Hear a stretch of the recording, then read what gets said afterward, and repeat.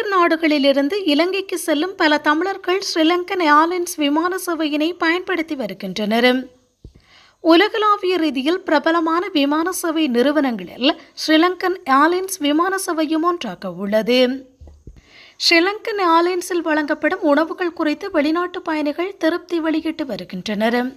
இந்நிலையில் கடந்த ஆண்டு இறுதியிலிருந்து ஸ்ரீலங்கன் ஏர்லைன்ஸ் விமானங்களில் எக்கானமி கிளாஸ் பயணிகளுக்கு வழங்கப்படும் உணவுகளுக்கு மிளகு மற்றும் உப்பு பொட்டலங்களை வழங்குவதை நிறுத்தியதாகவும் பயணிகளின் வேண்டுகோளின் பேரில் மட்டுமே அவற்றை வழங்குவதாக தெரிவிக்கப்பட்டுள்ளது.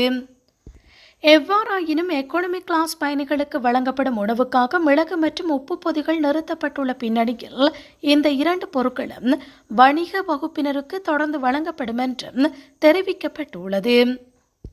இலங்கையின் கருப்பு மிளகு மற்ற நாடுகளில் உற்பத்தி செய்யப்படும் மசாலா பொருட்களுடன் ஒப்பிடும்போது அதிக பைபரின் உள்ளடக்கத்தை கொண்டுள்ளது. மிளகாயின் கசப்பான காரமான சுவையினை கொடுக்க பைபரின் என்ற கலவை பயன்படுத்தப்படுகிறது. முன்னதாக ஸ்ரீலங்கன் ஏர்லைன்ஸ் விமான சேவையின் சிறிய பொதிகளில் மிளகு மற்றும் உப்பை வழங்கியது. ஆனால் எக்கானமி கிளாஸ் பயணிகளுக்கு மட்டுமே வழங்கப்படும் உணவிலிருந்த உப்பு மற்றும் மிளகு ஆகியவற்றை நீக்கவும் விமான சேவை நிறுவனம் முடிவு செய்துள்ளது.